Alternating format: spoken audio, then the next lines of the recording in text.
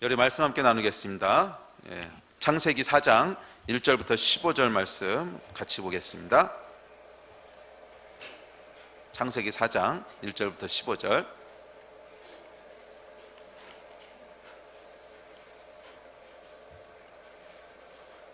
창세기 4장 1절부터 15절 말씀입니다.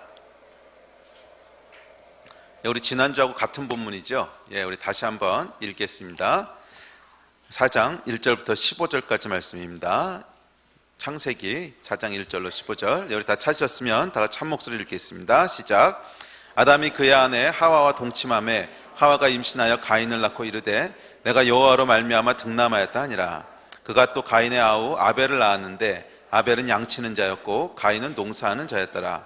세월이 지난 후에 가인은 땅의 소산으로 제물을 삼아 여호와께 드렸고 아벨은 자기도 양의 첫 새끼와 그 기름으로 드렸더니 여호와께서 아벨과 그의 제물은 받으셨으나 가인과 그의 제물은 받지 아니하신지라. 가인이 몹시 분하여 안색이 변하니 여호와께서 가인에게 이르시되 내가 분하여 함은 어찌 됨이며 안색이 변함은 어찌 됨이냐. 내가 선을 행하면 어찌 낯을 들지 못하겠느냐. 선을 행하지 아니하면 죄가 문에 엎드려 있느니라. 죄가 너를 원하나 너는 죄를 다스릴지니라. 가인이 그의 아우 아벨에게 말하고 가인이 그의 아우 아벨을 쳐 죽이니라. 여호와께서 가인에게 이르시되 내 아우 아벨이 어디 있느냐. 그가 이르되 내가 알지 못하나이다. 내가 내 아우를 지키는 자니이까. 이르시되 내가 무엇을 하였느냐. 내 아우의 핏소리가 땅에서부터 내게 호소하느니라. 땅이 그 입을 벌려 내 손에서부터 내 아우의 피를 받았은즉 내가 땅에서 저주를 받으리니 내가 밭을 갈아도 땅이 다시는 그 효력을 내게 주지 아니할 것이요 너는 땅에서 피하며 유리하는 자가 되리라. 가인이 여호와께 아뢰되 내 죄벌이 지기가 너무 무거우니이다. 주께서 오늘 이 지면에서 나를 쫓아내시온즉 내가 주의 낯을 배웁지 못하리니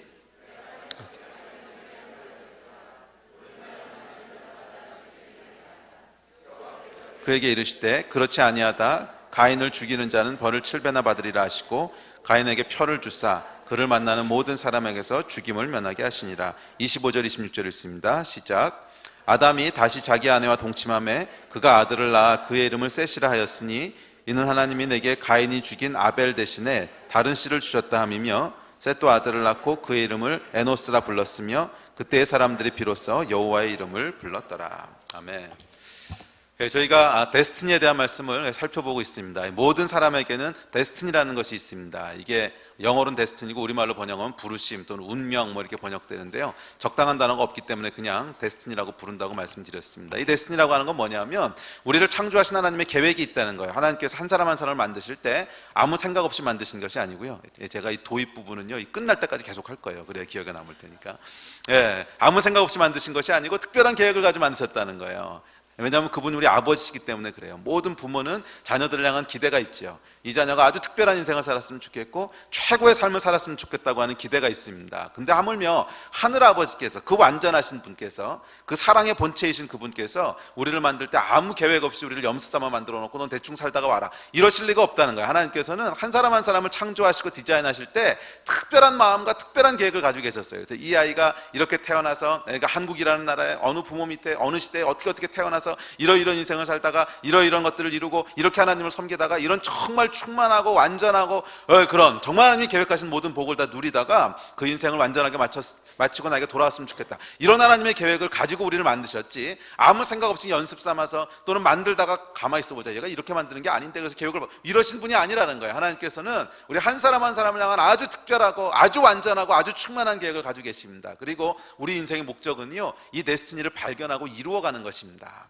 그것이 우리 인생의 의미고 목적이에요. 그래서 이 의미와 목적을 상실하고 나면 우리에게 찾아오는 것이 있는데 불행해지는 거예요. 첫째는 허무해지기 시작합니다. 내가 왜 사는지를 잘 몰라요. 왜? 우리를 만드신 분의 목적을 떠나 있기 때문에 뭘 해도 허무함이 있어요. 아마 여러분들이 이거 느껴들 보셨을 거예요. 저도 대학교 1학년 때 예수님을 만날 때 제 안에 가장 큰 고통이 뭐였냐면 허무함이었어요. 왜 사는지를 모르겠는 거야.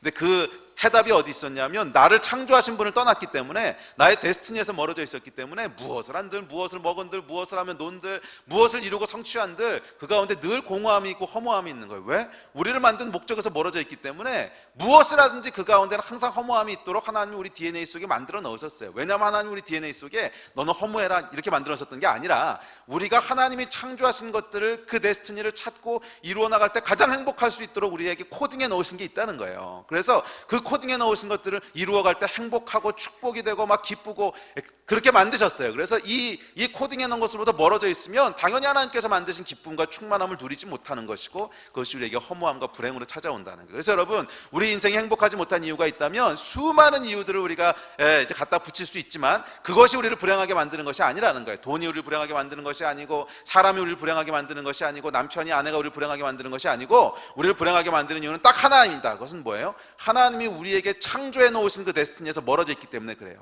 우리 안에 정말 행복할 수 있는 그 코딩이 있는데 거기로부터 멀어져 있기 때문에 그렇다는 거예요. 그래서 여러분이 데스티니를 찾으시고 발견하신 여러분 되시기를 주의 이름으로 축복합니다. 자, 그래서 우리가 지금 이제 네 번째 데스티니를 살펴보는데요. 우리 첫 시간에는 실로암 소경에 대해 살펴봤고 두 번째 시간에 아담의 데스티니를 살펴봤습니다. 아담의 데스티니는 뭐였냐면 인류를 창조하신 하나님의 근원적인 목적을 우리에게 알려주고 있어요. 그것은 그냥 한 사람의 데스티니가 아니라 하나님이 사람을 왜 창조하셨는지. 가장 중요한 게 뭐예요? 그는 기쁨이 되는 존재로 지음받았다는 거예요. 그래서 이 사람은요 누군가에게 기쁨이 되는 존재라고 말씀을 드렸습니다. 그냥 존재 자체가 기쁜 거야. 그래서 이 아이를 낳아본 사람은 안다 그랬죠.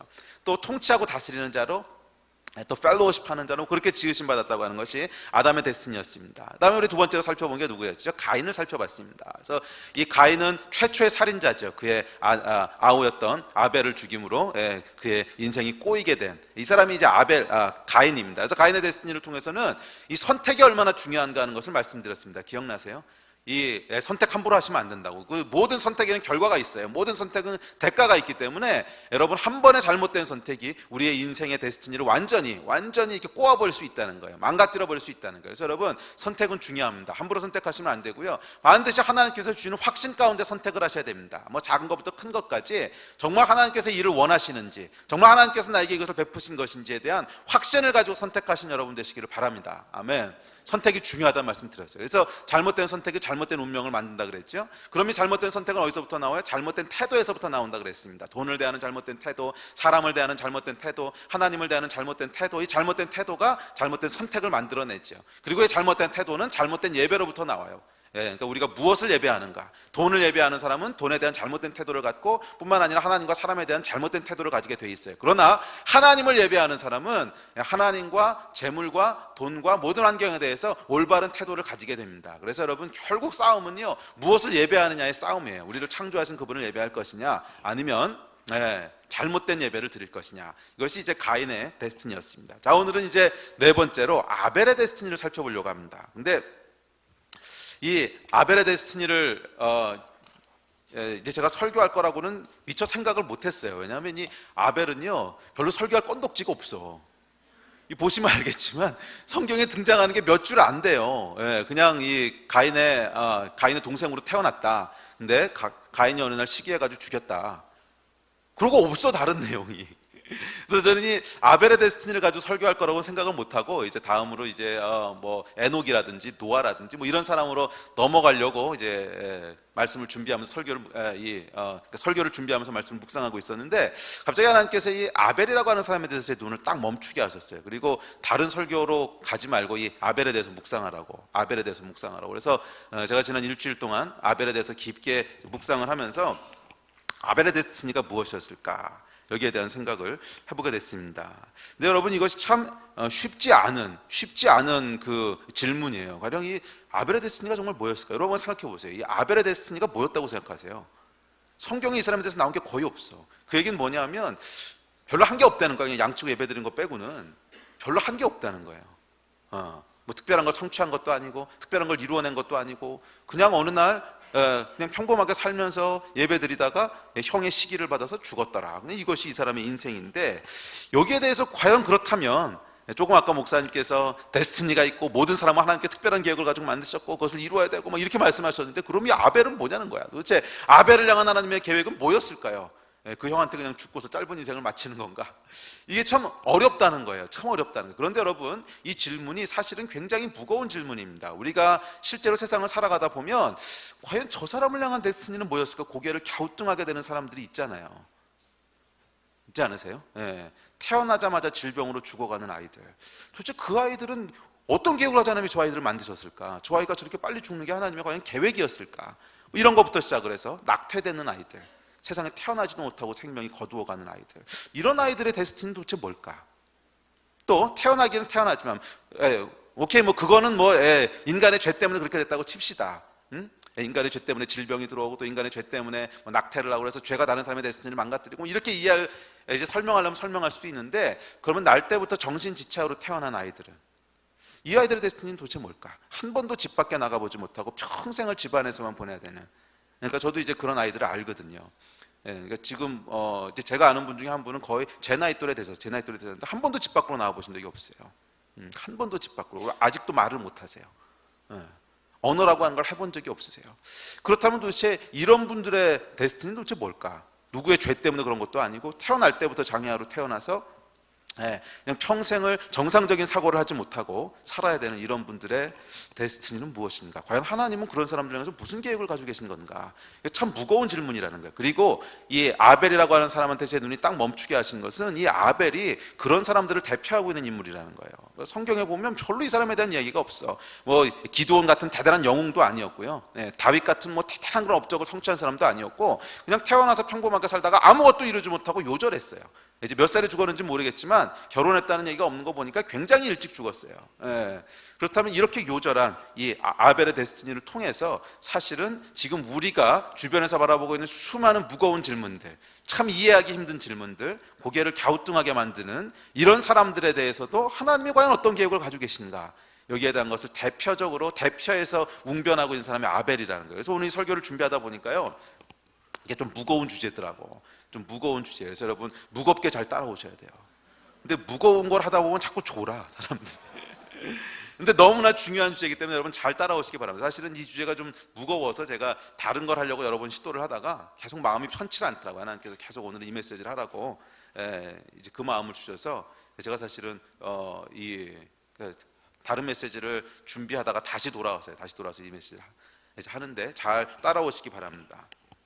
자, 이 아벨의 데스티니는요, 우리 인간의 굉장히 근원적인 데스티니를 보여줍니다. 그냥 존재 자체에 대한 데스티니예요. 왜냐하면 한 게 없거든. 그래서 만약 아벨에게 어떤 데스티니를 발견할 수 있다면 그것은 아벨이 한 어떤 일에서 찾아오는, 또는 아벨이 이루어낸 성취에서부터 찾게 되는 데스티니가 아니라 아벨이라고 하는 한 존재 자체에 그냥 있는 데스티니예요. 그런 의미에서 아벨의 데스티니를 묵상하는 것은 마치 아담의 데스티니와 마찬가지로 굉장히 인간의 근원적인 데스티니를 우리에게 보여주고 있습니다. 이제 왜냐하면 워낙 심플하게 살았거든. 이게 마치 이제 뭐하고 비슷하냐면요, 우리가 가구를 볼 때 이렇게 화려하게 막 색깔로 칠해놓고 막 장식을 많이 달아놓고 이런 가구를 보면요, 와 예쁘다. 그렇지만 그 가구를 만든 원목의 색깔과 원목의 빛과 원목의 아름다움이 어떤 건지는 잘 안 보여요. 그죠? 워낙 많은 걸로 막 장식해놓고 색깔을 칠하고 이랬으니까. 근데 아주 심플한 가구들이 있어요. 원목 가구 뭐 이런 거. 그래서 아무것도 안 하고 그냥 나무로 투박하게 만들어놓고 그냥 니스칠 한번 한 거. 근데 이런 가구들을 보면 화려한 맛은 없지만, 원래 나무가 이런 색깔을 가지고 있었고, 원래 나무가 그러니까 이런 느낌과 이런 향기를 우리에게 주는구나 하는 것을 볼 수 있게 됩니다. 왜? 거치장스러운 게 없기 때문에, 장식한 게 없기 때문에. 근데 마치 아벨의 인생이 그것과 비슷해요. 워낙 심플하기 때문에 이 사람을 통해서 뭐 이루어진 일들, 대단한 영웅적인 사역들 뭐 이런 것이 아니라 그냥 아벨이라고 하는 한 사람, 그 존재 자체에 있는 데스티니를 보여주는 사람이 아벨입니다. 그래서 이 아벨의 데스티니를 통해서 과연 인간의 가장 근원적인 데스티니가 뭔가, 그리고 만약 우리가 이 데스티니를 발견할 수 있다면 우리 주변에 고개를 갸우뚱하게 하는 사람들에 대해서도 하나님의 계획이 뭔지를 이해할 수 있을 줄 믿습니다. 그 이야기는 뭐냐면, 그 사람이 어떤 대단한 일을 하고 대단한 업적을 이루고 하나님을 향해서 뭐 대단한 사역을 하고 그래서가 아니라 그냥 단순히 그 사람이 존재하는 것 때문에 가지고 있는 데스티니들이 있다는 거예요. 그걸 이해할 수 있다면 이 하나님의 지혜와 깊은 것들을, 그 지혜 깊은 것들을 함께 이해할 수 있게 될 줄 믿습니다. 잘 따라오시기 바랍니다. 자, 첫째, 이 아벨이 우리에게 보여주고 있는 그 데스티니는 인간의 궁극적인 데스티니를 보여주고 있는데, 인간의 궁극적인, 가장 본질적인, 그러니까 뭘 하고 이루고 이런 거 말고, 그런 것도 물론 데스티니예요. 우리 각 사람을 향한 계획이 있으시니까. 근데 그런 거 말고 아주 근본적인, 아주 근원적인 데스티니를 보여주는데, 그건 뭐냐면 인간의 가장 근원적인 데스티니는 하나님이 어떤 분이신지를 나타내는 거라는 거예요. 하나님이 어떤 분이신지를 나타내는 거라는. 그래서 여러분, 이 창세기 1장에 보시면 하나님께서 인간을 창조하시는데 누구의 모양을 쫓아 창조하세요? 하나님의 형상을 쫓아 창조하세요. 그 얘기는 뭐냐면 인간이 원래 지을 때 하나님이 가지고 계시는 첫 번째 계획이 있는데, 그 계획은 뭐냐면 내 형상을 쫓아서 피조물을 만들자는 거였어요. 그 얘기는 뭐예요? 우리의 첫 번째 데스티니가 있는데 그건 뭐예요? 하나님의 형상을 나타내는 거라는 거예요. 그러니까 하나님이 어떤 분이신지를 나타내는 거라는 거예요. 하나님이 어떤 분이신지를 세상에 알리고 증언하고 보여주는 거라는 거예요. 그것이 여러분 우리의 가장 근원적인 데스티니입니다. 그래서 무엇을 이루고 무엇을 얻어내고 성취하고 이런 것은 다 부수적인 것이고, 가장 근원에 내려가 보면 뭐가 있어요? 이 하나님이 어떤 분이신지를 우리 삶 가운데 드러내는 거라는 거예요. 제가 이 데스티니에 대한 설교를 할 때 조금 조심스러운 부분이 있어요. 특별히 젊은 사람들한테 이 데스티니에 대한 설교들을 많이 했는데, 여러분 데스티니가 있습니다, 데스티니를 찾으셔야 됩니다, 이루셔야 돼요, 이게 도전을 하면 항상 무슨 고민을 해야 되냐면, 그래 내가 데스티니를 이루어야 돼. 그럼 내가 대학원을 가야 될까, 취직을 해야 될까, 뭐 이런 거 고민하고, 이 남자가 만나 저 남자가 만나 이런 거 고민하고, 이런 걸 고민을 해요. 근데 제가 그걸 보면 좀 답답해. 아니 데스티니는 이제 그것도 물론 중요하긴 한데 그것보다 훨씬 더 중요한 본질적인 게 있는데, 그건 놓쳐버리고 내가 뭘 해야 될까, 뭐 삼성 가야 될까, 사성 가야 될까, 뭐 이런 거 고민을 하고 그냥 받아준다 가면 되는데, 이런 거 고민하고, 진짜 본질적인 고민이 아니라 굉장히 이 부수적이고 지엽적이고 어떻게 보면 굉장히 셀프 센터드된, 그러니까 그 자기중심적인 그 수준을 넘어가지 못한다는 거예요. 아니요, 여러분, 하나님께서 여러분에게 두신 데스티니가 있는데, 그것은 물론 여러분들이 가장 완전한 사람을 만나서 배우자로 함께 살게 되고, 또 어떤 직장을 통해서 그 가운데는 계획하신 것을 이루고 다 포함하고 있습니다. 그러나 가장 밑에 내려가 보면 여러분의 가장 궁극적인 데스티니는 여러분의 인생을 통해서 하나님이 어떤 분이신지를 나타내는 거예요. 하나님이 어떤 분이신지를 세상 가운데 드러내는 거예요. 우리 하나님은 사랑이시다. 그랬으면 여러분의 인생을 통해서 그 하나님이 드러나는 거예요. 하나님은 공의로우신 분이시다. 그럼 여러분의 인생을 통해서 하나님이 얼마나 정직한 분이신지가 드러나는 거예요. 하나님은 긍휼이 있으신 분이시다. 그럼 우리의 인생을 통해서 하나님의 긍휼하심이 드러나는 거예요. 우리 하나님은 창조적인 분이시고 지혜로우신 분이시다. 그럼 우리 인생을 통해서 그분의 창조와 지혜가 드러나는 거예요. 여러분, 이것이 우리의 가장 근원적인 데스티니라는 거예요. 하나님이 드러나는 것. 이해가 되세요? 그것이 저와 여러분의 인생 가운데 반드시 이루어져야 될 그런 데스티니입니다. 자, 이런 의미에서 아벨의 삶을 보면 그는 분명 하나님을 나타내고 있어요. 아벨이 하나님을 드러내고 있어요. 어떻게 드러내냐고요? 히브리서에 보면 아벨에 대해서 이렇게 얘기합니다. 제가 읽어드릴게요. 히브리서 12장 24절에 보면, 이제 물론 히브리서 11장에 보면 아벨을 믿음의 그 영웅들의 한 명으로 이름을 올려놓고 있어요. 그리고 12장에 보면 이렇게 얘기를 해요. 새 언약의 중보자이신 예수와 및 아벨의 피보다 더 나은 것을 말하는 뿌린 피니라. 예수 그리스도의 피와 아벨의 피를 동일선상에 놓고 있다는 거야. 이 이야기를 여러분 곰곰이 묵상해 보세요. 이 아벨을 잘 묵상해 보면요, 예수님의 모습과 굉장히 많이 오버랩되는 걸 볼 수 있습니다. 그렇지 않아요? 예수님의 모습과 굉장히 오버랩돼요. 첫째, 아벨은 의로운 자였다고 성경이 얘기하고 있거든요. 근데 예수님도 의로운 분이셨어요. 둘째, 아벨은 다른 사람의 죄로 인해 죽임을 당했고 예수님도 다른 사람의 죄 때문에 죽임을 당하셨어요. 셋째, 이 아벨은 그 가인이 아벨을 죽일 때 이 가인의 죄 앞에서 항거하지 못하고 무기력하게 죽임을 당했다면, 예수님도 마치 도살장에 끌려가는 어린 양처럼 죽임을 당하셨어요. 여러분이 아벨의 모습과 예수님의 모습을 잘 비교해 보면 굉장히 비슷한 걸 발견할 수 있어요. 많은 부분이 오버랩되고 있습니다.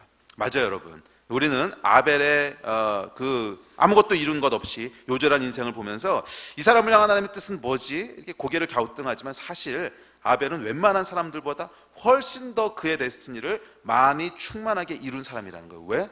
그의 삶과 죽음을 통해서 예수님이 어떤 분이신지를 그대로 보여줬잖아요. 그의 삶과 죽음을 통해서, 원하지 않았을 수 있어도 그의 삶과 죽음을 통해서요, 예수님이 어떤 분이신지를 그대로 나타냈어요. 여러분, 우리는 꼭 무엇인가를 성취함으로 하나님께 영광을 돌리는 것이 아닙니다. 때로는 나의 연약함을 통해서, 또 나의 부족함을 통해서, 또 내가 원치 않는 어떤 희생을 통해서, 이제 원하는 희생도 되고, 하여간 모든 것을 협력해서 하나님이 어떤 분이신지를 드러내는 것이 우리 인생의 데스티니라는 거예요. 그것은 여러분 우리뿐만 아니라 모든 피조물이 마찬가지입니다. 돌멩이는 돌멩이의 영광을 드러내고 바다는 바다의 영광을 드러내고 산은 산의 영광을, 이게 무슨 말이냐면 돌멩이를 만드셨을 때 하나님이 그 돌멩이를 통해서 드러내고자 하는 하나님의 어떤 속성이 있다는 거예요. 그것을 드러내는 게 이 돌의 데스티니야. 산의 데스티니는 이 산을 만드실 때 하나님께 계획하신 어떤 이 하나님의 성품을 반영해 놓으신 게 있어요. 그것을 드러내는 게 산의 데스티니듯이 우리의 데스티니도 하나님을 드러내는 것이 우리의 데스티니입니다. 아멘. 헨리 나우엔이라고 하는 분 아시죠? 헨리 나우엔이라고, 굉장히 똑똑했던 분이죠. 하버드와 예일에서 교수로 계시다가 또 이 선교사로 남미에 섬기시다가 말년을 라르슈 공동체라고 하는 그 장애인들을 돌보는 공동체에 들어가서 이제 인생을 마치세요. 그래서 그분이 많은 책을 썼는데, 그분이 쓴 책 중에 여러분 혹시 아담이라는 책 읽어보셨어요? 제가 굉장히 감명을 받았던 책 중에 하나인데 꼭 한번 사서 읽어보세요. 아담이라고 하는 책이 있는데, 이 책은 그 태초에 창조하신 그 아담에 대해서 쓴 책이 아닙니다. 아담에 대해서 쓴 책이 아니고, 이 헨리 나우엔이 말년을 라르슈 공동체라고 하는 장애인을 돌보는 공동체에 들어가서 장애인들을 평생 이렇게 돌보면서 사세요. 그래서 목욕시켜주고 먹여주고 데리고 다니고 뭐 이러면서 사셨다가 이제 말년을 보내시는데, 그중 한 명의 이름이 아담이었어요. 근데 아담은 날 때부터 중증 정신지체아였어요. 그래서 한 번도 말을 해본 적이 없고, 한 번도 의사소통을 해본 적이 없고, 한 번도 뭐 정상적인 삶을 살아본 적이 없는 아이예요. 근데 이 아이를 돌보면서 깨닫게 된 것들을 쭉 기록한 책이 아담이라고 하는 책이에요. 그리고 놀랍게도 이 아담이 하나님의 부르심을 받고 난 직후에 헨리 나우엔도 이제 부르심을 받아 돌아가세요. 그래서 이것이 마지막 책인데 거의. 자, 이제 아담에 보면 이렇게 헨리 나우엔이 쓰고 있어요. 제가 잠깐 읽어드릴게요. 제가 소개하는 것보다 읽어드리는 게 더 나을 것 같아서 제가 적어왔습니다. 이제 이렇게 글을 쓰고 있어요. 아담의 어린 시절을 생각할 때마다 나는 예수님의 모습을 살펴보지 않을 수 없다. 예수님은 권세와 힘을 가지고 오신 것이 아니었다. 그분은 연약함의 옷을 입고 오셨다. 그분의 인생에서 가장 위대한 부분은 아이로서, 청소년으로서, 청년으로서, 그리고 성숙한 성인으로서 인간의 상황을 공유하신 것이다. 예수님은 일생 동안 많은 것을 성취하지는 않으셨다. 그분은 실패자로 죽으셨다. 아담 역시 많은 것을 성취하지 못했다. 그는 태어날 때처럼 빈약하게 죽었다. 하지만 예수님과 아담 둘 다 하나님의 사랑을 받은 아들이었으며, 예수님은 본질상 아들이었고 아담은 입양된 아들, 우리 가운데서 그 아들의 신분으로 사셨다. 아담에게 갑작스러운 치유나 즉각적인 마음의 변화 같은 것은 없었다. 그는 아무것도 하지 않았다. 그저 그곳에 있었다. 아담은 내게 행위보다 존재가 중요합니다 라고 선포하고 있었다. 내가 다른 사람의 반응에 신경 쓸 때 사람들의 칭찬보다는 하나님의 사랑이 더 중요합니다 라고 선포하고 있었다. 내가 나의 개인적인 성취에 몰두하고 있을 때 혼자 사는 것보다 함께함이 더 중요합니다 라고 나를 일깨워 주었다. 아담은 아무것도 만들 수도 자랑할 만한 명성도 상이나 트로피도 없었다. 그러나 그는 바로 삶 자체로 내가 접한 인생의 진리를 철저하게 증거해 주었다. 이렇게 내 가치관이 역전되는 데는 오랜 시간이 걸렸다. 그러나 일단 그것을 경험하고 난 다음에는 영적으로 완전히 새로운 영역으로 들어가는 것 같았다. 복음의 위대한 역설들, 곧 먼저 된 자가 나중되는 것, 자기의 생명을 잃는 자가 얻는 것, 가난한 자가 부유하게 되는 것, 온유한 자가 하나님의 나라를 기업으로 받는 것, 이 모두 아담을 통해 구현된 것이다. 아담은 영웅다운 장점을 소유하지 못했다. 그는 신문기사에 나오는 어느 누구보다 뛰어나지 못했다. 그러나 나는 아담이 자신의 상처를 통해서 하나님의 사랑에 대한 증인이 되도록 선택을 받았다고 확신한다. 이것은 그를 낭만적으로 묘사하거나 감상에 빠지려고 하는 말이 아니다. 아담은 우리 모두처럼 한계가 있는 사람이다. 누구보다도 한계가 많고 언어로 자신을 표현할 수도 없는 사람이었다. 그러나 그는 또한 온전한 사람이요 축복받은 사람이었다. 그는 연약함 가운데서 하나님의 은혜로 말미암아 놀라운 도구가 되었다. 그는 우리 가운데서 그리스도를 계시한 자가 되었다. 아담은 굉장한 내적 빛을 소유했다. 그것은 하나님으로부터 온 것이었다. 아담에게는 내면의 공간을 채우려는 마음의 산란함이나 집착, 그리고 야망이 거의 없었다. 따라서 하나님을 위해 마음을 비우는 영적 훈련을 할 필요가 없었다. 소위 그의 장애가 그에게 이러한 선물을 준 것이었다. 그에게는 하나님이 결코 지적, 정서적 탐구의 대상이 되지 않았다. 예수님처럼 그의 사랑받음, 하나님을 닮은 모습, 화평케 하는 사역은 그를 하나님으로부터 보내심 받은 자로 환영하고자 하는 사람들만이 인식할 수 있었다. 대부분의 사람은 아담을 불구자로 보았다. 우리에게 줄 것이 아무것도 없고 가족과 공동체, 사회의 짐만 되는 중증 장애인으로 말이다. 그리고 그가 그렇게 여겨지는 한 그의 진리는 숨겨진 채로 있을 것이다. 하나님의 보시기에 가장 중요한 일은 종종 가장 잘 숨어 있다. 이게 아담과 함께 지내면서 헨리 나우엔이 깨달은 것들을 쭉 기록한 길이에요. 근데 여러분, 이 아담, 그러니까 태초의 사람 아담 말고 이 장애인 아담이 사실은 아벨의 계열에 있는 사람이라는 거예요. 이 아벨의 데스티니가, 이런 사람들의 데스티니가 무엇인지 우리에게 대변해주고 있다는 거예요. 인생에서 아무것도 이룬 것이 없어 보이지만 그를 통해 하나님이 나타내시고자 하는 영광을 모두 나타내는. 그렇기 때문에 여러분, 아벨의 인생이 실패한 것처럼 보인다면 사실 예수님의 인생도 실패한 거예요. 만약 여러분의 눈에 아벨의 인생이 실패처럼 보인다면 예수님도 실패한 거라고. 그렇다면 우리가 성공을 향해 달려가는 그 성공은 무슨 성공이냐는 거야. 예수님이 실패하셨다고 보고 내가 성공을 향해 달려간다면 우리가 이루고자 하는 성공은 무슨 성공이냐는 거예요. 이거 우리가 깊게 생각해 봐야 돼요. 아니 여러분, 예수님은 실패하신 분이 아니셨어요. 그렇다면 아벨의 인생도 실패한 것이 아니고, 아벨의 인생이 실패한 것이 아니라면 앞서 살펴봤더니 아담이라고 하는 중증 장애인의 인생도 실패한 게 아니라는 거예요. 그렇다면 우리 주변에서 바라보고 있는 수많은 이해할 수 없는 사람들의 모습도 사실은 실패한 게 아니라는 거예요. 그 가운데 하나님의 계획이 있고 그 가운데 하나님께서 나타내시는 주님의 영광이 있다는 거예요. 영광이 무엇인지 우리 이번 주에 다 배우셨잖아요. 우리 이해실 사모님 오셔서 영광은 뭐라 그랬죠? 리플렉트 하는 거라 그랬어요. 그러니까 하나님을 반사하는 것을 영광이라 그랬죠. 영광의 원어는 반사하다라는 뜻이에요. 하나님이 어떤 분이신지를 거울처럼 이렇게 딱 반사하는 것을 영광이라 그래요. 독사가 그런 뜻이에요. 그래서 우리가 하나님께 영광을 돌린다 또는 영광된 삶을 산다라고 하는 것은 그 본어의 의미가 하나님을 나타내는 거예요. 반사하는 것. 그런 의미에서 우리는 꼭 성취하는 것을 통해서만이 아니라 아벨이나 아담 같은 사람의 인생을 통해서도 여전히 그리스도를 계시하고 있다는 거예요. 자, 그래서 두 번째 주제로 넘어갑시다. 그래서 여러분, 우리 인생의 데스티니는요, 우리 인생을 통해서 드러나는 어떤 이룬 성취들이나 업적들이나 뭐 그런 것만이 아니라 우리 인생을 통해서 어떤 메시지를 세상에 나타내고 있느냐, 그것이 우리의 데스티니라는 거예요. 이해가 되세요? 우리가 이루고 성취하고 만들어내고 이런 것뿐만이 아니라 우리가 어떤 메시지를 우리의 삶과 죽음을 통해서 세상에 전달하고 있느냐, 이것이 사실은 우리의 데스티니와 깊게 연관이 돼 있다는 거예요. 그래서 어떤 사람은 그 인생의 메시지를 침묵으로 선포하는 사람도 있어요. 아벨처럼, 또 스테반처럼. 또 어떤 사람들은 입을 벌려서 선포하는 사람도 있어요. 뭐 다윗처럼, 바울처럼.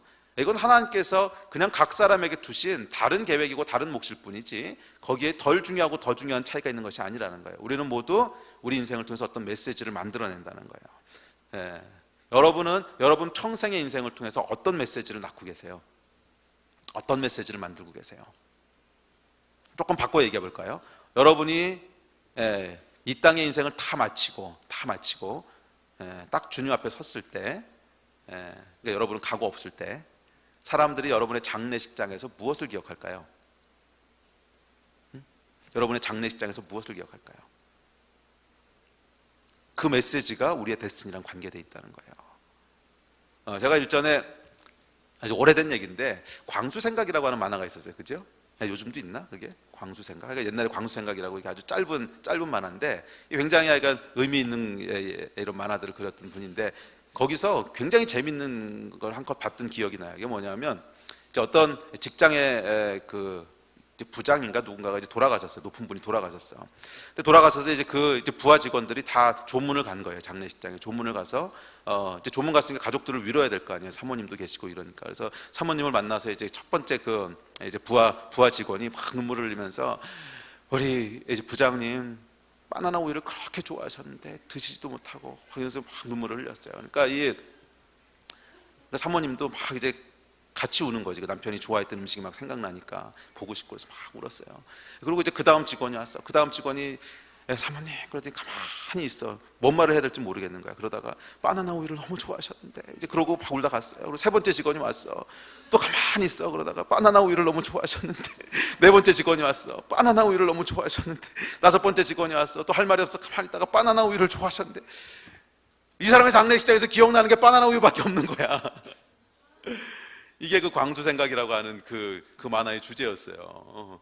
그리고 마지막에 썰렁하게 끝나는 거예요. 모든 사람이 점점점 찍어놓고 더 이상 할 말 없으면 이거지. 근데 그걸 이제 만화로 보면요, 바나나 우유를 좋아하셨는데 그리고 점점점 잠시 침묵이 흘러요.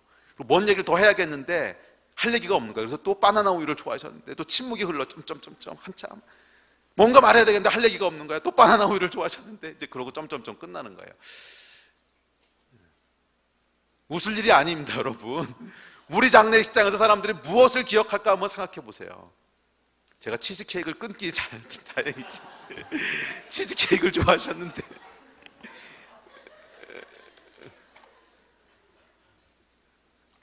예, 어떤 메시지를 만들어내고 계세요? 여러분은 여러분의 인생을 통해서 무슨 메시지를 만들어내고 계세요? 여러분의 장례식장에서 사람들이 무슨 어떤 메시지를 받을까? 여러분, 이것이 우리의 데스티니예요. 만약에 여러분이 평생의 삶을 달려갔는데 마지막 순간에 사람들이 여러분의 인생을 통해서 아무것도 추억하지 못한다면, 딱 거기서 받는 메시지가 바나나 우유를 너무 좋아하셨는데 이런 거라면 그 인생이 뭐야 도대체? 그 인생이 뭐냐고. 밥 먹고 살다 그냥 간 거잖아요. 바나나 우유 먹고 살다 간 거잖아. 과연 하나님께서 하나님의 형상을 쫓아 만든 사람의 인생이 아무런 의미 없이 바나나 우유 즐겨 먹었는데 이 정도 의미밖에 없는 걸까요? 그냥 이 땅에서 밥이나 몇 공기 더 먹고 가는, 이것이 정말 우리 인생의 목적이냐고요. 아니요, 여러분. 하나님께서는 저와 여러분의 인생을 그렇게 만드신 것이 아니라는 거예요. 메시지가 있다는 거예요. 한평생을 달려갔으면 그 인생이 짧든 길든 상관없습니다. 짧든 길든 상관없어요. 메시지가 있다는 거예요. 아, 하나님은 이런 분이시구나. 아, 저 사람의 인생을 보니까 하나님은 저런 분이. 여러분, 아벨이요, 이걸 정확하게 나타냈습니다. 아벨은 뭘 나타내는 줄 아세요? 하나님은 공의로우신 분이라고 하는 걸 증언하고 있는 게 아벨의 피예요. 절대로 하나님은 억울하게 하시는 분이 아니시라는 거예요. 그래서 나중에 나오겠지만 보상이 있다는 거예요. 그리고 벌이 있다는 거예요. 이것을 아벨이 그의 생명으로 증언하고 있는 거예요. 아벨은 예배 드리는 자라고 기억하고 있어요. 예배를 드렸는데 하나님 받으셨다 그랬어요. 그 얘기는 뭐냐면 아벨의 인생은 하나님 받으신 인생이라는 거예요. 그러면 여러분 성공한 거잖아요. 재수 없이 죽은 게 아니잖아요. 이게 지금 그의 예배를 하나님 받으셨는데, 그의 인생을 받으셨는데, 이 아벨은 여러분, 비록 짧은 인생을 살았지만 그의 인생과 죽음을 통해서 하나님의 어떤 한 부분을 세상 가운데 메시지로 전달하고 있다는 거예요. 그렇다면 저와 여러분은 무슨 메시지를 만들고 있냐고. 이 성경에 등장하는 수많은 사람들을 보십시오. 그게 평생의 삶을 통해서요, 뭔가 메시지를 계속 낳고 있어요. 침례 요한은 무슨 메시지를 놔요? 평생을 광야에서 살면서 메시아가 오실 거라고 하는 메시지를 낳았고, 엘리야는 불을 내리는, 다윗은 예배하는, 기드온은 전쟁하는. 여러분, 모든 하나님의 사람들은요, 그의 인생 전체를 통해서 계속 하나님 어떤 분이신지를 증언하고 있어요. 메시지를 낳고 있다는 거야. 저와 여러분은 무슨 메시지를 낳고 있습니까? 바나나 우유는 맛있다, 이 메시지 낳고 있으면 너무 비극 아니에요? 너무 비극 아니냐고. 언제 부르심 받을지 몰라요. 오는 건 순서가 있지만 가는 건 순서 없어요. 아벨처럼 요절할 수도 있어요. 무슨 메시지를 낳고 계세요? 오래 사는 게 여러분 중요한 게 아닙니다. 이 메시지는 어떤 임팩트를 주고 있냐는 건데, 여러분, 임팩트, 충격. 근데 이 충격량이 여러분 뭔지 아세요? 충격량이 힘 곱하기 시간이에요. 이게 물리학에서. FT거든, FT. 힘 곱하기 시간이야. 그게 무슨 얘기냐면, 어떤 게 이렇게 꽝 부딪혔을 때 자동차 사고가 콱 나잖아요. 그러면 이 충격받은 양이 얼마냐를 계산하려면 얼마나 큰 힘으로 때렸느냐 플러스 얼마나 오래 때렸느냐, 이거를 곱한 게 충격량이야. 그래서 여러분, 이 임팩트는요, 아무리 여러분이 여기서 오래 살면서 T를 길게 늘리셔도 힘이 빵이면 임팩트는 빵이야, 빵. 오래 사는 게 중요한 게 아니라는 거예요. 이과생들은 이해하고 문과생들은 계시를 받을지어다. 이해가 돼요? 문과생들도 무슨 얘기인지? 알지, 문과도 이거. 그럼 이게 꽝 부딪혀서 여러분 오랫동안 힘으로 밀어봐 충격이 더 많은 거지. 근데 딱 한 번 때리는 건 다르잖아, 이게. 그래서 이 두 개를 곱해야 되는 거거든. 근데 여러분 인생 가운데 우리 하나님께서 빚어내시는 그런 힘에 해당하는 그 메시지가 없으면 아무리 오래 살아도 충격량, 임팩트는 빵이야. 세상에 아무런 영향을 안 미치는 거야. 그러나 아벨처럼 아주 짧은 인생을 살아도 그의 인생 가운데 하나님이 빚어넣으신 메시지가 어마어마하게 강력하면요, 그 충격량은 폭발적인 거예요. 그것이 원자폭탄이잖아. 원자폭탄은 시간이 굉장히 짧아요. 0.0몇 초 사이에 다 끝나버리는 거예요. 그런데 이 폭발력 자체가 워낙 크니까 충격량 전체는 어마어마한 거거든. 우리 하나님께서 여러분 인생을 평가하실 때는요, 이 충격량으로 평가하시는 거지 시간으로 평가하는 게 아니야. 길게 산 거 짧게 산 건 상관없다는 거예요. 물론 원자폭탄 같은 위력을 가지고 길게 살면 최고겠죠. 네. 그래서 여러분, 우리 인생의 성공이나 실패냐는요, 어떤 인생을 얼마나 오래 살면서 얼마나 많은 것을 성취해냈고 이런 것에서 판단되는 것이 아니라 하나님께서 우리 인생을 향해 계획하셨던 그 메시지를 어떻게 세상에 임팩트 있게 전달하느냐는 것이 우리 인생의 데스티니입니다. 그래서 여러분 인생 가운데 이런 하나님의 계획들을 드러내는 그런 여러분 되시길 주의 이름으로 축원합니다. 다시 한번 기억하세요, 여러분. 여러분의 장례식에서 사람들이 여러분에게 해줄 얘기가 없다면 그 인생은 실패한 겁니다. 저는 벌써 제 장례식에 부를 노래까지 다 준비해놨어요. 궁금해요? 안 가르쳐줄 거야. 나중에 유서에 써놓을게요. 제가 먼저 가면 그걸 해주세요. 그러니까 이 장례식도 여러분 예배가 돼야 됩니다. 저는요, 지금 미리 다 유언을 해야겠다. 제 장례식은 절대 슬퍼하지 마세요. 저는 왜 천국 가는 건데 왜 슬퍼해? 슬퍼하면 안 돼. 절대 슬퍼하지 마요. 그리고 제 장례식은요, 부흥회가 돼야 돼요. 부흥회가. 할렐루야. 부흥회가 돼야 돼. 이게 안 된다면 실패한 거예요. 여러분 장례식에서 뭐가 일어나기 원하세요? 여러분 이게 심각한 질문입니다. 우리 장례식이 뭐가 되기 원하세요?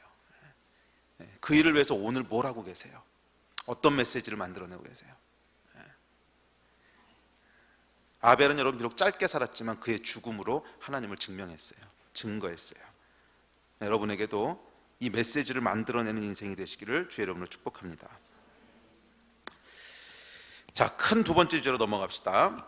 아벨을 통해 배우게 되는 데스티니의 두 번째 비밀이 있어요. 이 비밀은 뭐냐 하면 이것도 굉장히 중요해요. 그래서 이 아벨이라고 하는 사람은 참 짧고 심플한 인생을 살았는데 너무 중요한 메시지들을 주고 있더라고. 두 번째 주제는 뭐냐 하면 우리의 데스티니는 개인적인 것이 아니고 공동체적인 거라는 거예요. 우리의 데스티니는 개인적인 것이 아니라 공동체적인 거라는 거예요. 그러니까 그 얘기는 뭐냐면 물론 여러분 한 사람 한 사람을 향한 하나님의 계획이 있고 여러분 이루어 나가야 될 데스티니가 있습니다. 그렇지만 그것이 궁극적인 목적이 아니라는 거예요. 이 데스티니는 여러분이 속해 있는 공동체가 있어. 작게는 가정부터 시작해서 교회, 그 다음에 뭐 직장은 조금 그렇다. 직장은 근데 약간 교회 또는 민족, 나라 이것이 하나님께서 만들어 놓으신 공동체들이 있죠. 그리고 여러분의 데스티니는 이 공동체의 데스티니와 굉장히 긴밀하게 연관되어 있습니다. 제가 아마 2년 전에 설교할 때 그 얘기 한번 했을 거예요. 예를 들어서 여러분 우리나라의 한국이라고 하는 나라의 데스티니가 우리의 데스티니랑 별개의 것이 아닙니다. 왜냐하면 한국의 전쟁이라서 쫄딱 망해보세요. 그럼 여러분의 데스티니는 그 위에서 시작하는 거지 날국 여도 제주 없어. 이해가 되세요? 그리고 한국이 잘 되고 잘 살게 되면요 국제사회에 나갔을 때 여러분의 위상은요 그냥 올라가요. 내가 뭐 안 해도. 그 얘기는 뭐냐면 공동체의 데스티니와 개인의 데스티니는 분리될 수 있는 게 아니라는 거예요. 그리고 하나님께서 이루시고자 하는 궁극적인 데스티니는 공동체적으로 이루어지는 하나님의 목적을 보기 원하시는 것이지 각 사람 한 사람 한 사람이 궁극적인 목적이 아니라는 거예요. 그것은 이 공동체, 그것을 다른 말로 하나님의 나라라고 부르는 거야. 그게 그래서 이 하나님의 나라의 영광을 이루어가는데 우리 한 사람 한 사람의 데스티니를 쓰셔서 궁극적인 하나님의 데스티니를 이루어 나가는 것이 하나님의 궁극적인 목적이지 우리 개인적인 것을 멈춰버리는 것이 아니라는 거예요. 근데 이걸 이해하지 못하면 아벨에 속한 사람들의 데스티니를 이해할 수가 없어요. 이걸 이해하지 못하면 아벨에 속한 사람들의 데스티니를 이해할 수가 없어요. 하나님이 원하시는 것은 하나님 나라의 영광을 원하시는 것이지 어떤 한 사람의 성자를 만들어내는 것이 하나님의 목적이 아니라는 거예요. 이 아벨의 삶은 그 개인만을 볼 때는 실패였습니다. 사실 개인만을 볼 때는 실패였어요. 아무리 그의 메시지가 어떻고 뭐가 어떻고 얘기를 해도 사실 이룬 것이 없잖아. 세상적으로 봤을 때 그 개인만을 놓고 봤을 때는 설명이 안 돼요. 요절했어요. 해놓은 것도 없어. 그러나 그의 데스티니를요 하나님의 나라라고 하는 공동체 속에서 바라보게 되면 의미가 있어요. 그는 그의 짧은 인생을 통해서 하나님의 공의가 무엇이고 또 하나님의 자비가 무엇이고 하나님이 어떤 분이신지를 공동체 가운데 드러냄으로써 그 공동체가 공동체적인 데스티니를 찾아가는 일에 일조를 하고 있다는 거예요. 그래서 여러분 이 아벨은 그 데스티니를 이룬 거라는 거예요. 자, 이 관점을 가지고 여러분 장애인들이나 연약한 사람들을 보게 되면 그들의 소중한 데스티니가 뭔지를 보이게 돼요. 헨리 나우엔이 썼던 아담이라고 하는 그 책에서 이 관점을 가지지 못한 사람들은 계속 아담의 데스티니가 숨겨진 비밀이라고 그랬죠. 안 보인다는 거야. 그 사람이 도대체 뭔지. 근데 이 관점을 가지고 보기 시작하면 이 아벨에게 속한 사람들, 아까 얘기했던 중증 장애였던 아담이라든지 이런 사람들의 소중한 데스티니가 조금씩 보여지기 시작합니다. 과연 예를 들어서 여러분, 그러면 아까 헨리 나우엔이 예를 들었던 그 아담이라고 하는 이 중증 장애인, 정신지체 장애인의 데스티니는 뭐였을까요? 거기 아주 소중한 데스티니가 있어요. 공동체적인 데스티니. 그건 뭐냐면 이 사람은 사랑받아야 되는 사람이라는 거예요. 이해가 되세요? 예. 이 사람은 존경받아야 되는 사람이라는 거예요. 존중받아야 되는 사람이라는 거예요. 뭐를 했기 때문이 아니라, 뭐 대단한 일을 하기 때문이 아니라 그 사람이 하나님의 형상으로 지음받았기 때문에 존중받아야 돼요. 존경받아야 돼요. 사랑을 받아야 돼요. 이것이 이 사람의 데스티니예요. 그리고 이 사람이 존재하기 때문에 그 주변에 있는 이웃들이 아무 조건 없이 사랑하는 게 뭔지를 배우게 돼요. 사랑을 여러분 아무 조건 없이 한다고 하는 것은 참 힘듭니다. 보통 사랑을 해서 뭔가를 줄 때는 항상 받을 거를 기대해요. 내가 이만큼 해줬으면 저기서 이런 반응이 있겠지. 내가 이만큼 해줬으면 저기서 나한테 이런 어떤 걸 주겠지. 항상 이것들이 있어요. 항상 그러니까 무언가를 받기를 원하죠. 돌려받기를 원하죠. 근데 우리 하나님의 사랑은 그런 사랑이 아니거든. 만약에 여러분 아담과 같은 장애인들이 없었다면 하나님의 사랑이 세상에 구현될 수 있는 기회는 거의 없을 거야. 거의 없을 거야.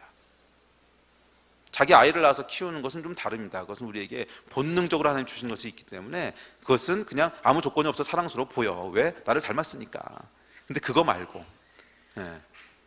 아무 이유 없이, 아무 조건 없이, 아무 돌려주는 것도 없는데 그냥 그 사람을 사랑하는 거, 이게 과연 세상에서 드러날 수가 있을까? 이런 사랑이 세상에서 한 번이라도 실천될 수 있을까? 이분들이 없다면 실천될 기회가 없어요.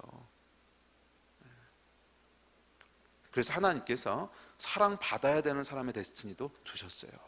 사랑받아야 되는 데스티니도. 근데 이 데스티니가 나타나기 위해서는요, 반드시 누군가의 도움이 필요해요. 혼자서만 이걸 나타낼 수가 없어. 왜냐하면 자기는 무기력하니까.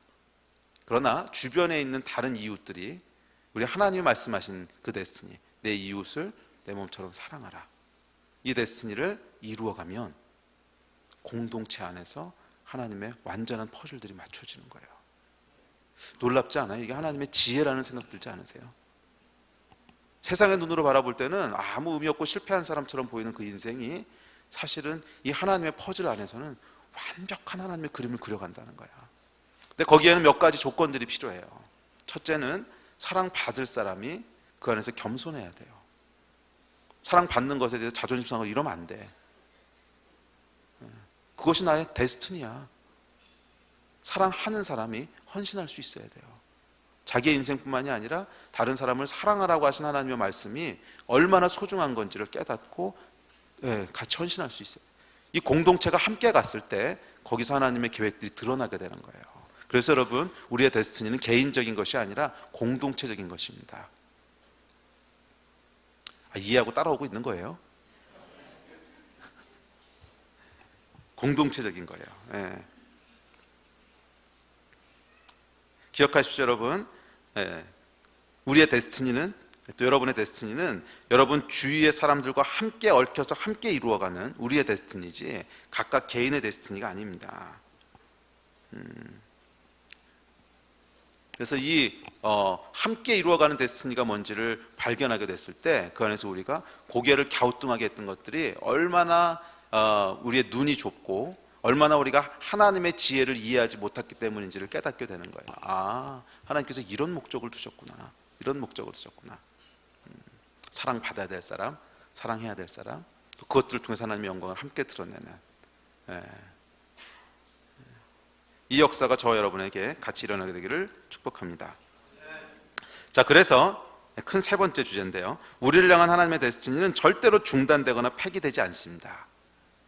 아벨이 빨리 죽었으니까 끝난 거 아닌가요? 근데 오늘 본문에 보시면 마지막에 뭐라 그래요? 셋을 주시잖아. 그래서 원래 아담을 통해서 아담이래 자꾸 아벨을 통해서 이루고자 했던 그 데스티니가 끊어진 게 아니라는 거예요. 아벨은 그런 짧은 인생을 통해서 강한 임팩트를 주고 떠났지만 원래 가인의 죄가 들어오지 않고 아벨이 오래 살았으면 그 가운데 이루어졌어야 될 일들, 그 일도 하나님이 중단하거나 포기하시지 않았다는 거예요. 누구를 통해서 이루세요? 셋이라고 하는 다른 사람을 통해서 그 일을 끝까지 이루어 가신다는 거예요. 그래서 여러분, 하나님이 한번 계획하시고 하나님이 한번 마음 먹으신 것은 어떤 경우에도 중단되거나 어떤 경우에도 폐기되지 않는다고 하는 것이 아벨이 우리에게 보여주고 있는 세 번째 진리예요.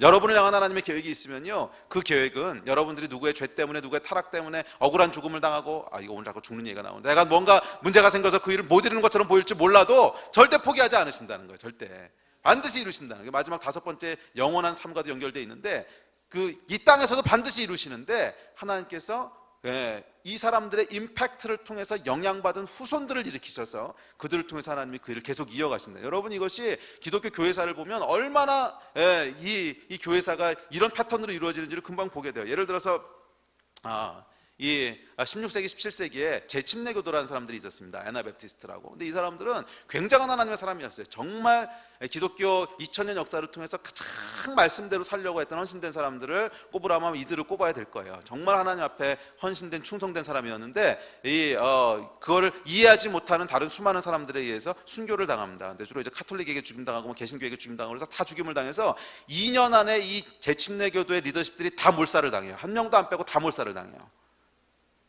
이제 그러고 나서 보면, 이 제침내교도 운동이라고 하는 것이 2년 만에 가서 그냥 불씨가 꺼져요. 이게 그러니까 교회사 2000년을 통해서 가장 파워풀하게, 가장 근본적으로 성경으로 돌아가고자 했던 이 운동이요, 2년 만에 불씨가 꺼져 버린다는 거예요. 그걸 보면 우리 이해가 안 돼요. 아니 도대체 이런 하나님의 사람이, 이게 정말 바울 같은 사람들인데, 그 사람들의 이야기가 이제 그 역사에 기록되어 있어요. 한번 찾아보세요, 나중에. 근데 그 사람들이 얘기를 읽어보면 정말 바울 일에 이런 사람들이 있었을까 싶을 정도로 정말 바울 같은 사람들이에요. 정말 베드로 같은 믿음의 사람들이고 헌신돼 있고 순교자들이고. 그런데 왜 이 사람들을 2년 만에 데리고 가시냐는 거야. 근데 이 사람들만 그런 게 아닙니다, 여러분. 짐 엘리엇이라고 아시죠? 미국의 그 선교사. 근데 이 사람도요, 오랜 시간 동안 하나님 앞에 선교를 준비하고 진짜 헌신된 사람이었어요. 정말 하나님을 닮은 사람이었는데, 이 사람도 선교지에 딱 들어가려고 그러니까 경비행기에서 내리는 순간 아우카족의 그 활과 창에 맞아서 목숨을 잃어요. 아무것도 한 게 없어. 그냥 죽은 것밖에 없어. 그러니까 이런 사람들은 도대체 뭔가. 근데 여러분, 놀라운 것은 이 제침내교도들이요, 다 죽은 것처럼 보였는데 이 제침내교도들이 남겨놓은 임팩트가 있었어요. 그 임팩트 때문에 여러분, 제침내교도 이후에 등장하는 거의 모든 레디컬한 영성운동들은 다 이 사람들로부터 나온 거 아세요? 거의 레디컬한 그런 영성운동들과 교회운동은요, 다 이 사람들로부터 나와요. 여러분이 잘 아시는 사람 중에 모라비안들이 이 사람들의 후손이거든요. 영적인. 아셨어요, 그거? 또 여러분들이 우리나라에 많지 않지만 아미슈라든지 아니면 후터란이라든지, 또 여러분들이 잘 아시는 인터콥이라든지, 인터콥도 거기서 나왔어요. 그 이제 뿌리를 가보면 그걸로 다 연결돼 있어요. 하나교회도 마찬가지. 우리도 뿌리가 거기서부터 나왔거든. 좋은 데는 다 거기서 나왔잖아. 아니에요? 여러분들이 바라보시는 오늘날에 보다 본질적으로 하나님을 추구하고자 하는 거의 대부분의 뿌리들이 다 글로 연결돼 있어요. 그 이야기는 뭐냐면 죽지 않았다는 거야. 폐기되거나 중도된 게 아니라는 거예요. 계속 하나님이 사람들을 세우셔가지고서 그 일들을 이루어 가신다. 짐 엘리엇도 마찬가지예요, 여러분. 짐 엘리엇이 그렇게 요절하고 나서요, 그것이 이제 방송을 타고 알려지기 시작합니다. 그리고 미국에서 이것이 학생 선교 운동을 일으키게 되는 불씨였어요. 수많은 선교사들이 여기서부터 나오기 시작해요. 수많은 선교사들. 그 중에 한 명이 랄프 네이버도 여기서 나왔어요. 이 랄프 네이버라고 하는 목사님이 젊었을 때 이분의 그 순교 소식을 듣고 이제 헌신해가지고 선교사로 가죠. 그리고 선교지에서 계속 교회를 개척하고 목회하다가 깨달으면서 개발한 게 셀교회라고 하는 명칭이었어요. 그래서 이제 우리 교회가 오늘 셀교회로 존재하고, 이제 우리나라에도 셀교회라고 하는 존재하는 이유도 그 뿌리에 가보면 또 여기 연결돼 있어요. 그러니까 여러분, 우리가 다 누구 빚을 지고 있냐면 아벨 계열 사람들의 빚을 지고 있는 거예요. 다 별로 한 것 없이 일찍 죽은 것 같은 사람들, 얼핏 보면 실패한 것 같아 보이는 사람들의 빚을 다 지고 있는 거예요, 우리가. 여러분, 이게 하나님의 지혜예요. 어떻게 보면 별거 아닌 것 같아 보이는데. 그래서 여러분, 우리 주변에 사소하게 아무것도 아닌 것처럼 지나가는 것들을 잘 눈여겨보셔야 됩니다. 장애인들, 연약한 사람들, 아무것도 할 수 없는 것 같아 보여서 저 사람들은 도대체 왜 사는 걸까? 이런 눈으로 바라보면 안 돼요. 거기에 하나님의 지혜가 있어요. 함께 이루어가는 거예요. 그리고 우리도 그 역사의 그냥 한 피스일 뿐입니다. 우리도 그 역사의 한 피스일 뿐이에요. 이 피스를 다 맞춰서 보면 마지막에 큰 하나님의 그림이 나오는 거예요. 할렐루야. 이 영광을 바라보신 여러분 되시기를 바랍니다. 마지막 네 번째, 아벨이 보여주는 마지막 네 번째 데스티니의 비밀은 뭐냐 하면요, 이 땅에서 삶이 끝이 아니라는 거예요. 영원한 삶이 있다는 거예요. 사실은 이 아벨의 데스티니를 뭐 이러니 저러니 해도, 그래서 뭐 공동체적인 데스티니가 어떻고 메시지가 어떻고 아무리 얘기해도 이 영원한 삶이라고 하는 이 안경을 끼고 보지 않으면 설명이 안 돼요. So what? 공동체가 이루는 것도 좋고 다 좋은데 그럼 죽은 얘는 뭔데? 얘는 죽어서 뭐 하는 건데? 이해가 안 되는 거야, 이게. 그렇지 않아요? 오케이, 내가 뭐 이 공동체적인 뭐 역할이 있고 사명이 있고 다 좋은데, 내가 죽고 나면 뭔데 그 다음에? 만약 영원한 생명이 없고 부활이 없다면, 난 죽고 영원히 소멸돼 버리는 거라면 그 다음은 도대체 뭔데? 내가 왜 그 일을 해야 되는데? 이유를 찾을 수가 없어. 그런데 놀랍게도 하나님께서 우리에게 주신 것은 영원한 생명이라는 거예요. 영원한 생명. 우리는 소멸되는 존재가 아니라 영원히 사는 존재라는 거예요. 그래서 이 땅에서 우리가 짧은 인생 때문에 아벨처럼 별게 이룬 거 어떻게 그런 것처럼 보여도 그게 끝이 아니라 진짜 우리의 데스티니는요, 다시 찾아올 하나님의 나라가 있고 부활할 몸이 있는데, 여러분 장례식 설교하는 것 같은데, 그러니까 장례식 설교라고 생각하고 들으세요. 여러분 장례식 설교 미리 듣는 거야 지금. 부활한 몸이 있는데 거기서 우리의 진짜 데스티니가 이루어지는 거예요. 이 땅에서의 데스티니는 그 영원한 데스티니가 어떻게 될 것인가를 그냥 준비하는 것일 뿐이지, 이 땅에서 이루어내는 데스티니가 진짜 데스티니가 아니라는, 이것은 여러분 하늘의 것의 그림자일 뿐이야. 그림자. 이걸 이해할 수 있어야 진짜 데스티니를 볼 수 있습니다. 그림자라는 거야. 그림자. 그래서 이 땅에서는 우리가, 그래서 여러분 바울이 뭐라 그랬냐면, 부활이 없고 영원한 소망이 없다면 우리가 이 세상에서 제일 불쌍한 사람이라고 그랬어요. 제일 불쌍한 사람. 맨날 얻어맞고 다니고 먹지도 못하고 다니고 거지처럼 다니고, 이뤄낸 게 뭐야? 이 사람이 한 게 아무것도 없어. 우리는 이 땅에서는 완전히 실패자처럼 보인다는 거예요. 완전히 고생만 하는 사람처럼 보인다는 거예요. 그런데 우리가 진짜 성공한 사람인 이유는 뭐예요?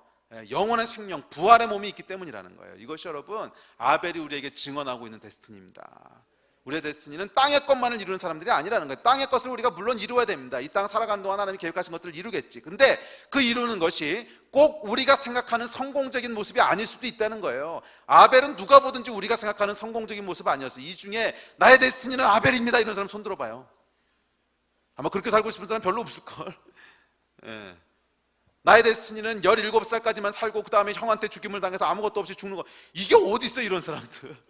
이 땅에서 그렇게 살고 싶은 사람 없어요. 그런데 그럼에도 불구하고 하나님께서 세상의 기준으로 보면 별로 그렇게 가고 싶지 않고 성공적으로 보이지 않은 인생이라 할지라도, 이런 데스티니를 하나님이 두시는 이유는 영원한 데스티니가 있기 때문에 그래요. 이 땅은 그림자일 뿐이라는 거예요. 그림자일 뿐이고, 이 땅에서 우리가 이루어낸 그 데스티니를 통해서, 공동체적인 데스티니, 짧지만 임팩트를 주고 메시지를 만들어내는 그런 삶들을 통해서 결국 하늘에서 우리의 영원한 운명이 무엇인지가 결정된다는 것입니다. 그래서 성경은 우리에게 골로새 3장 1절에 보면 이렇게 얘기하고 있어요. 그러므로 너희가 그리스도와 함께 다시 살리심을 받았으면 위의 것을 찾으라. 거기는 그리스도께서 하나님 우편에 앉아 계시느니라. 위의 것을 생각하고 땅의 것을 생각하지 말라. 이는 너희가 죽었고 너희 생명이 그리스도와 함께 하나님 안에 감추어졌습니다. 우리 생명이신 그리스도께서 나타나실 그때에 너희도 그와 함께 영광 중에 나타나리라. 여러분 이게 꼭 아벨 인생 얘기하는 것 같지 않아요? 아벨이 이미 죽었다는 거야. 근데 그 생명이 하나님에 지금 감춰져 있는데 그리스도께서 영광 중에 오실 때 그의 생명도 영광 중에 나타날 거라는 거예요. 그것이 그의 데스티니라는 거예요. 여러분 저와 여러분의 데스티니는 이 땅에서 어떤 인생을 살든지 간에 그것이 하나님이 계획하신 일이었으면 설령 요절하는 한이 있더라도 우리는 영광 중에 그리스도와 함께 그의 영광에 참여한 자가 될 거라는 거예요. 할렐루야. 이게 우리의 진짜 데스티니라는 거예요. 그래서 이 데스티니에 대해서 여러분들이 기도하고 데스티니에 대해서 여러분들이 그 삶을 추구해 갈 때 땅의 것을 바라보셔서는 안 돼요. 땅의 것만을 바라보셔서는 안 돼. 성경이 우리에게 권면하는 거잖아요. 위의 것을 찾으라는 거예요. 위의 것. 무엇이 영원한 것인지를 보라는 거예요. 무엇이 영원한 가치가 있는 것인지를 보라는 거예요. 무엇이 영원한 영광인지를 보라는 거예요. 그리고 그것에 욕심을 내셔야 된다는 거예요.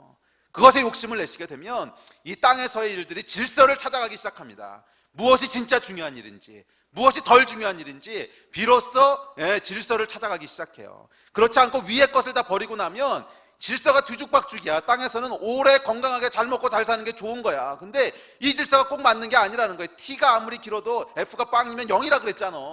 아무리 오래 살아도 충격량이 없으면 빵이야, 빵. 비로소 질서를 찾아가기 시작하는 거예요. 여러분, 이것이 맥스마이즈 되는 게 뭔지 아세요? T하고 F가 50대 50이 될 때 항상 이 수학 문제 풀어보잖아. 그러면 이 최대값은 항상 가운데 있어요. 극값은. 이과생들은 들을지어다, 문과생들은 계시가 임할지어다. 그러니까 어쨌거나 여러분, 이 시간보다 훨씬 중요한 건 뭐냐면 우리가 어떻게 영원한 데스티니를 준비했느냐는 거예요. 어떻게 영원한 데스티니를 준비했느냐.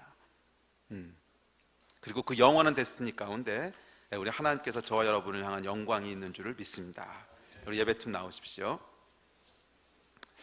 기억하십시오, 여러분. 우리의 진짜 데스티니는 땅에 속한 것이 아니라 하늘에 속한 것입니다. 그래서 하늘의 것들을 이루어 가신 여러분 되시기를 바랍니다. 그런데 이 하늘의 것들을 이루어가기 위해서, 이 하늘의 것을 이루어간다고 하는 것은 여러분 그렇게 추상적이고 복잡한 것이 아니에요. 하늘의 것을 이루어간다고 하는 것은 하나님이 어떤 분이신지를 드러내라는 얘기예요. 그것이 첫 번째 얘기했던 주제입니다. 하나님이 어떤 분이신지를 드러내라는 거예요. 그리고 그 가장 핵심에 들어가 보면 사랑이 있어요. 사랑이. 하나님은 사랑이시라. 하나님은 사랑이시라. 하나님은 사랑이시라. 연약함 가운데 계십니까? 그렇다면 여러분, 도움을 받고 사랑을 받는 것에 대해서 자존심 상해하지 마세요. 교만한 거예요.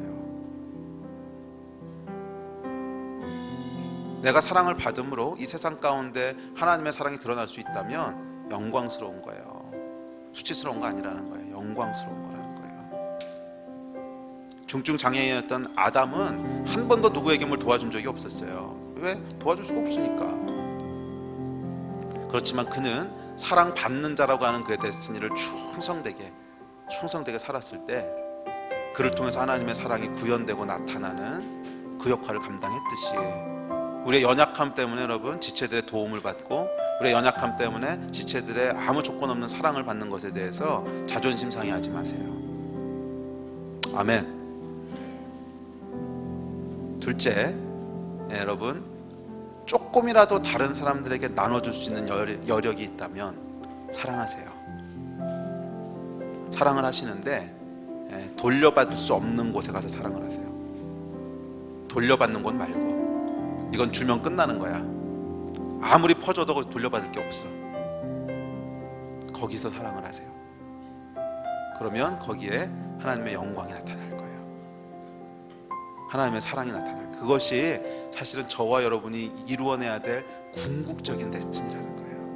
물론 우리의 삶 가운데 구체적인 하나님의 계획들이 있을 겁니다. 그러나 이 모든 구체적인 계획 이면에 그 참 본질에 가면 사랑받는 자, 그리고 사랑하는 자라고 하는 이 하나님을 드러내는 이 데스티니, 그리고 사랑받는 자와 사랑하는 자가 함께 했을 때 이 공동체를 통해서 하나님의 영광이 나타나는, 이것이 사실은 교회거든요. 이게 사실 교회의 본질이거든. 그래서 이 교회를 통해서 우리 하나님이 사랑하시고 사랑받으시는 이 가장 근원적인 데스티니가 저 여러분 가운데 이루어지기를 주의 이름으로 축복합니다. 그리고 그렇게 살아간 사람은요, 그 사람의 장례식장에서 많은 사람들이 메시지를 고백할 거예요. 당신 때문에 내가 살았습니다.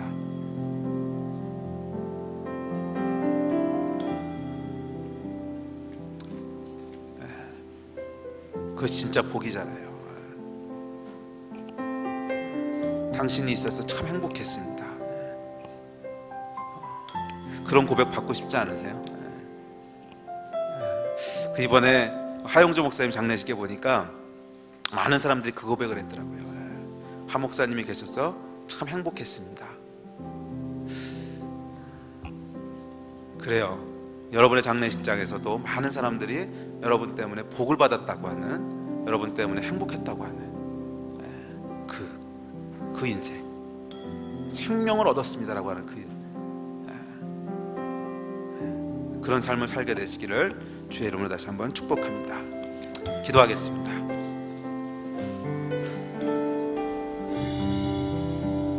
여러분, 우리의 가장 근원적인 데스티니에 대해서 다시 한번 우리 주님 앞에 기도하며 나아갑시다. 우리는 하나님을 나타내는 자입니다. 하나님을 드러내는 자입니다. 과연 우리 인생의 평생을 통해서 우리는 무슨 메시지를 만들어내고 있으며 어떻게 하나님을 드러내고 있습니까? 혹시 우리의 연약함 때문에 좌절하여서 움직이지 않고 앉아있진 않습니까? 아니요, 그 연약함을 부끄러워하지 마십시오. 물론 그것이 우리의 죄 때문에 나온 것이라면 회개해야겠지만 내가 타고난 연약함이라면 그것을 감사하십시오. 그리고 겸손하게 사랑을 받으십시오. 그것이 우리의 데스티니입니다. 또한 우리의 여력이 있다면 사랑합시다. 돌려받을 수 없는 곳에 사랑하고 생명을 살리고 우리 하나님이 어떤 분이신지를 드러냅시다. 그래서 우리 인생에 달려갈 길을 다 달려갔을 때 우리 삶을 통해 어떤 메시지가 맺어질지를 기대합시다. 우리 이 마음을 가지고 우리 주님 앞에 나와서 함께 좀 기도하겠습니다.